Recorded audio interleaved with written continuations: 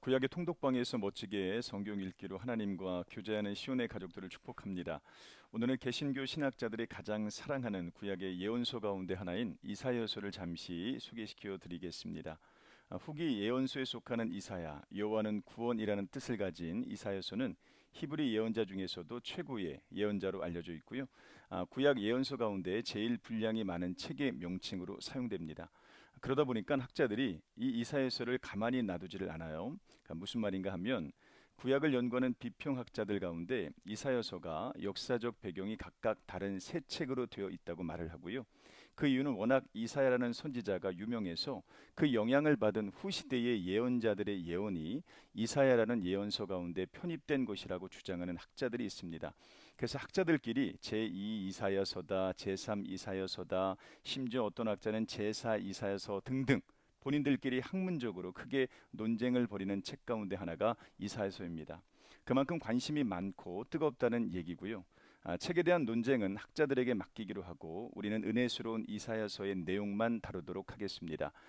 이사야서는 우시아가 죽은 후 요담, 아하스, 히스기야 시대까지 BC 740년부터 BC 680년까지 약 60년 동안 활동을 한 선지자의 이야기를 다루고 있어요.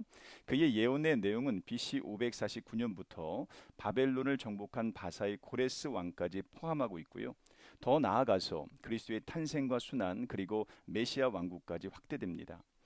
히브리서에 의하면 이사야는 므낫세 왕 때 톱으로 켜서 죽임을 당했다고 그렇게 전해집니다. 이사야서는 문학적으로도 아주 탁월한 책으로 알려져 있어요. 이사야서의 문체는 아주 장엄하고요. 후반부는 서정적이고 유려하며 감정이 풍부한 책으로 그렇게 평가받고 있습니다. 이사야서는 성경의 가장 훌륭한 6권의 책에도 선정이 되었는데요. 참고로 그 6권의 책은요. 창세기, 시편, 이사야, 요한복음, 로마서, 요한계시록이라고 그렇게 알려져 있습니다. 여하튼 이사야서는 개신교 구학학자들이 아주 선호하는 책이고요. 메시아에 관한 예언 사상이 담겨져 있기 때문에 기독인들에게는 많이 알려져 있는 구약의 책 가운데의 하나입니다. 선지자 이사야는 북이스라엘의 말년에도 있었고요. 남유다의 중간 역사 때에도 있었기 때문에 그 메시지는 북이스라엘과 남유다를 동시에 향합니다. 당시 아수르의 사네립이 히스기야를 괴롭혔던 때였는데 그래서 히스기야는 선지자 이사야를 많이 의지했습니다. 그도 그럴 것이 고대의 전승에 의하면 이사야는 유다 왕 아마샤의 동생이라고 알려져 있고요. 이사야의 가문이 왕족으로 그렇게 알려져 내려옵니다. 그의 이름 중에서 야라는 단어가 바로 왕족들이 사용하는 이름이라고 추정하기 때문에 그렇습니다. 그래서 자연스럽게 이사야는 왕실에 대해서 아무 두려움 없이 공박을 하고요. 예언을 하고요. 그러다 보니까 자연스럽게 히스기야 왕과 연결되기도 합니다. 결국 자연스럽게 히스기야의 죽음의 이야기가 이사야서에 고스란히 기록되어 있습니다. 이사야의 아들 이름은 이사야가 어떤 사역을 했는지 알려주는 단초가 됩니다. 첫째 아들의 이름은 스왈 야숲이라고 지었고요. 스왈 야숲의 뜻은 남은 자가 돌아오리라. 이사야 7장 3절 말씀이에요. 그런 의미가 담겨져 있습니다. 그리고 둘째 아들의 이름은 마헬 살달 하스바스이고요. 그 이름은 노략이 속함이라는 이름을 붙여서 예언적 암시를 그의 아들들의 이름을 통해서 확인할 수 있습니다. 이사야서는 크게 전반부와 후반부로 나눌 수 있어요. 전반부는 이사야 1장부터 39장까지의 심판을 예언하고 있고요.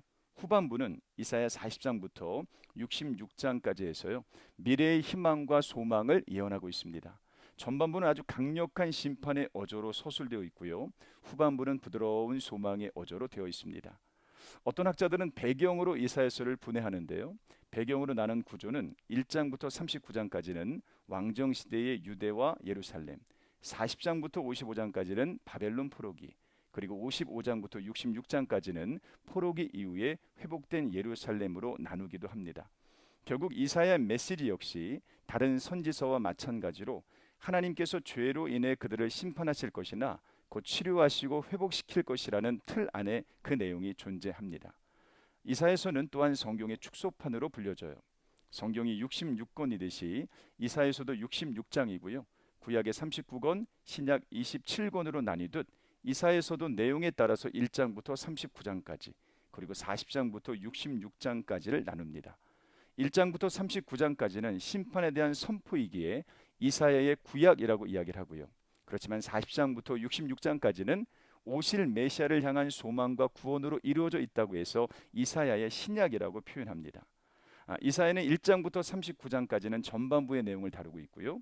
이 내용 가운데는 유다와 열방 12개 나라에 대한 예언이 소개되어 있고 주의 날, 심판의 날, 심판과 복에 관하여 소개되고 있습니다. 또한 36장과 39장 4장에 걸쳐서는요. 히스기야의 구원, 질병과 죄에 대해서 소개되고 있습니다. 후반부는 40장부터 66장까지인데요. 메시아가 오셔서 죄로부터 백성을 구원할 것임을 선포합니다. 그러므로 이사야서는 죄로 인한 심판과 오실 메시아로 인한 구원의 책입니다. 저는 우리 시온의 가족들에게 이사야서를 읽으면서 꼭 한 가지를 실천해 보시라고 권면해 드리고 싶은데요. 그게 뭐냐 하면 바로 성경의 암송입니다. 딱 5구절만 이사야서를 읽으시는 가운데 암송하셨으면 좋겠어요. 제일 먼저 이사야 1장 8절 말씀입니다. 여호와께서 말씀하시되 오라 우리가 서로 변론하자. 너희 죄가 주홍 같을지라도 눈과 같이 씌어질 것이요 진홍같이 붉을지라도 양털같이 희게 되리라.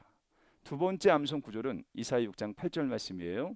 내가 또 주의 목소리를 들으니 주께서 이르시되 내가 누구를 보내며 누가 우리를 위하여 갈고 하시니 그때 내가 이르되 내가 여기 있나이다 나를 보내소서 하였더니. 세 번째 암송 구절입니다. 이사야 53장 6절 말씀이에요. 우리는 다 양 같아서 그릇 행하여 각기 제 길로 갔거늘 여호와께서는 우리 모두의 죄악을 그에게 담당시키셨도다. 네 번째 암송 구절입니다. 이사야 58장 11절 말씀이에요.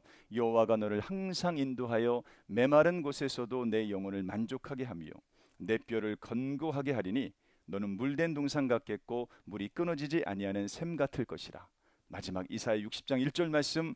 일어나라 빛을 발하라 이는 내 빛이 이르렀고 여호와의 영광이 내 위에 임하였음이니라.